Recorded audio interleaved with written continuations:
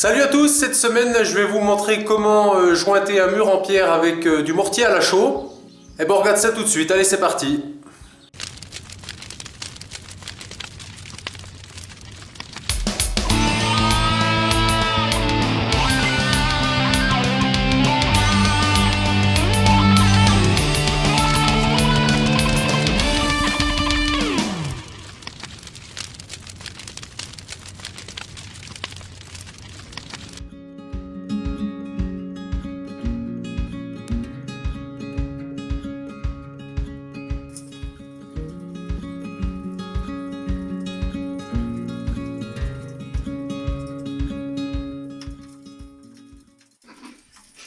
Voilà, le mur a été complètement humidifié. On va pouvoir passer à la réalisation du mortier.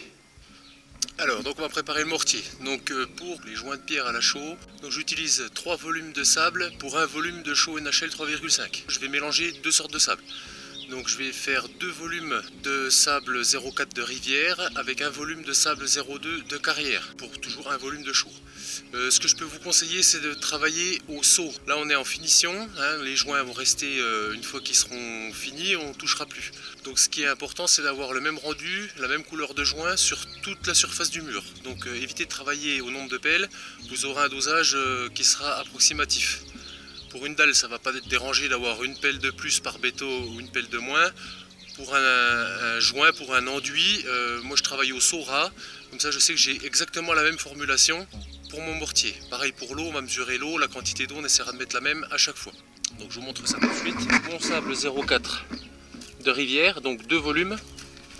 Un volume de sable 0,2 de carrière et donc un volume de chaux NHL 3,5. On va effectuer le mélange de tout ça, ce qui me donnera une brouette moyenne et je vais y aller brouette par brouette, on ne va pas en faire de trop pour avancer progressivement. Donc j'ai une consistance un peu crémeuse. L'enduit est projeté à la truelle dans les trous. Donc vous pouvez le mettre directement en appliquant, je vais vous montrer directement dans le joint en bourrant le joint. Et donc ensuite je serre avec une truelle langue de chat, les petites truelles. Et enfin je viens brosser tout le tour de la pierre à l'éponge pour bien, une éponge pas trop humide, pour bien serrer le mortier dans le joint. Mais humidifier quand même pour pas pomper l'eau du mortier. Et donc après, une fois que le mortier aura un peu tiré, on passera à la brosse métallique qui va me permettre de nettoyer la pierre et d'avoir un rendu qui est pas trop mal. C'est qu'on en met beaucoup moins à côté. Donc vous allez voir, le mortier tire assez rapidement dans le joint. Une fois qu'il commence à durcir un petit peu, on vient le serrer avec la truelle langue de chat pour bien l'écraser dans le fond du joint, quitte à recharger un petit peu derrière pour venir donner l'épaisseur au joint qu'on souhaite lui donner. C'est assez long et fastidieux à faire, surtout quand on n'a pas l'habitude. Un maçon pro, lui, il ne va pas prendre une journée comme moi je vais prendre pour faire un mur de 8 mètres carrés. Après, pour un particulier, pour des gens comme nous, je pense que ce qui compte, c'est pas trop le temps qu'on y passe, c'est le cœur qu'on y met. Si vous faites le travail avec de la passion et beaucoup d'intérêt, vous aurez un résultat qui forcément vous plaira derrière.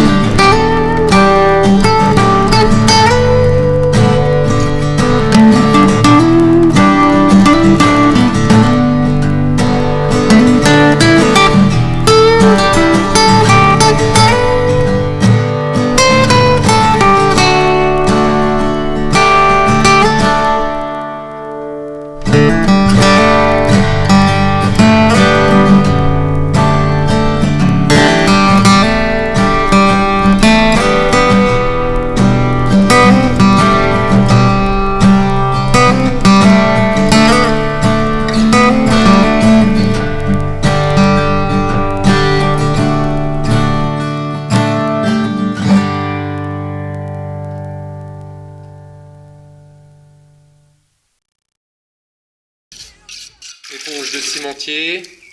Donc je la rince, je garde un peu d'humidité. Du coup, brosser mon joint.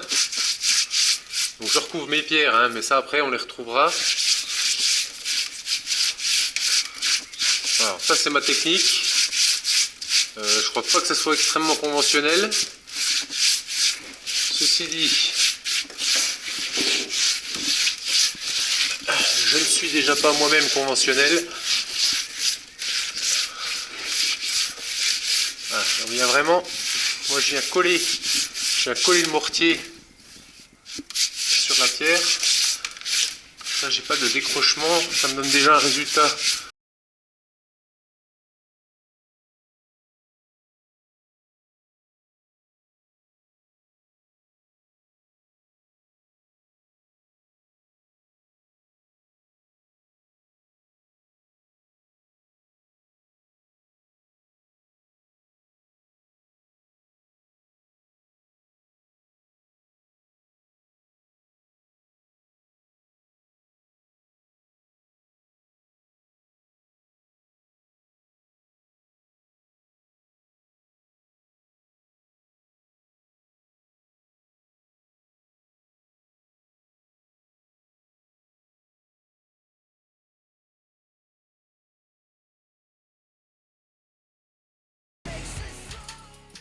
La première moitié haute du mur est faite. Donc, la partie que j'ai fait ce matin est épongée. Normalement, il faut attendre le lendemain pour commencer à gratter les pierres. En fait, moi, ce que je fais, donc ça n'engage que moi, hein, c'est ma technique élaborée après 2 murs d'essai. Les joints avec ce type de brosse métallique. Donc, je broche les joints, je vais déborder. On va voir que je raye le joint. Donc en fait, ce que je fais après, donc je vais faire comme ça toutes les pierres que je souhaite refaire apparaître le plus joliment possible. Et ensuite, j'ai repris mon éponge avec de l'eau claire que j'ai bien rincée et je vais venir laver ma pierre et le tour de joint.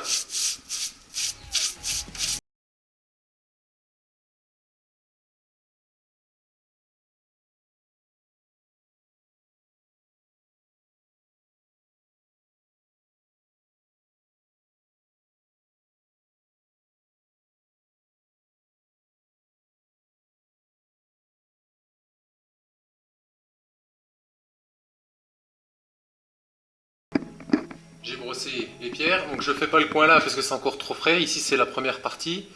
Donc maintenant je vais prendre mon éponge que je vais bien rincer.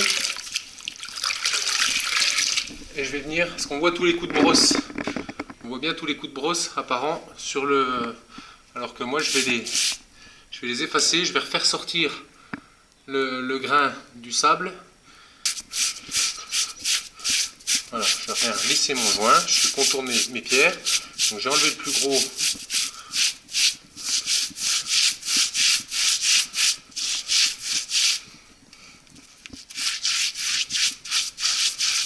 Et j'ai déjà remarqué, quand je fais ça, en fait, ça évite à mon joint ou à mon enduit de poudrer, en fait. Derrière, il est bien plus résistant.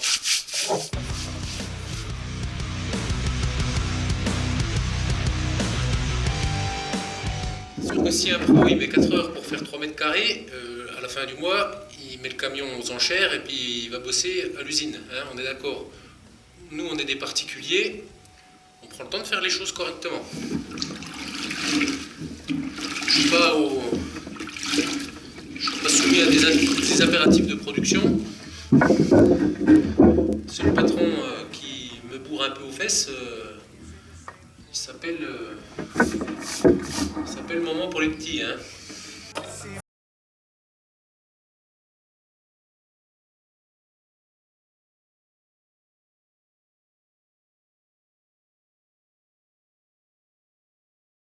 Alors, petite remarque supplémentaire, là en attendant d'attaquer la suite, je passe mon pulvérisateur en brouillard pour humidifier le mur pour pas que ma chaux tire trop vite.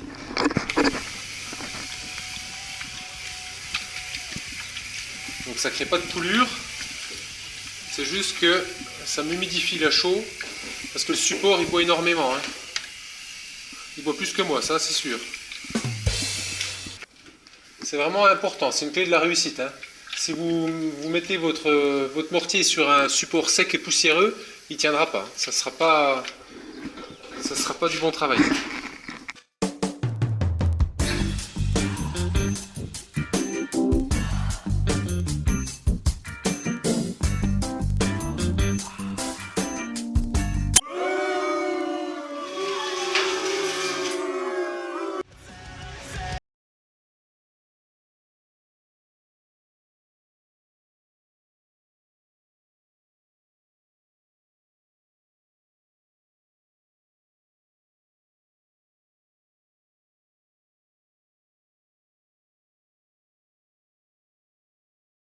La différence entre le côté fini et le côté juste projeté. Maintenant il ne me reste plus qu'à serrer le joint quand il aura durci un petit peu. Donc le bourrer avec la petite truelle langue de chat à l'intérieur du joint pour garnir comme il faut le joint. Après avec l'éponge on arrive voilà, au résultat qui est en haut.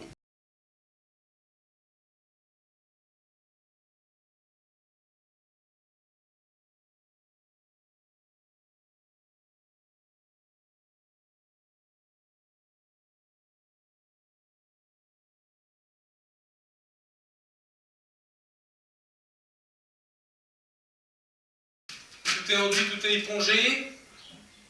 Il ne me reste plus qu'à brosser toute la partie là avec la super brosse.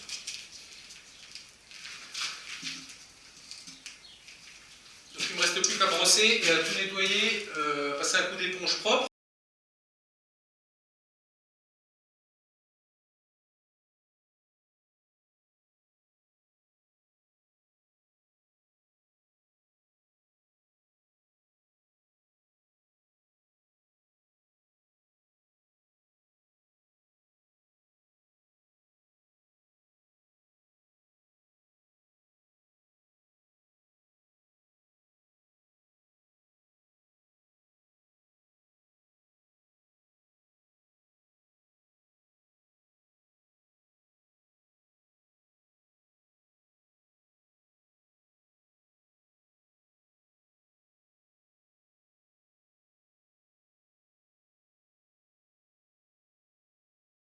Donc voilà, les joints ont bien tiré, on voit que le mur est vraiment joli.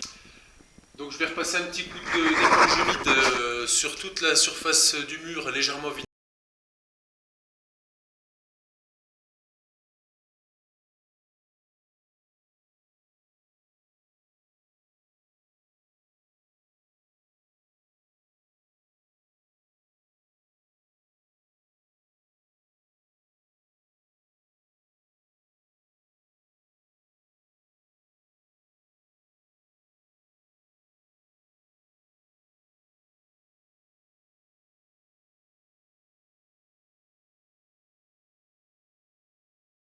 Donc voilà le mur après une semaine de réalisation.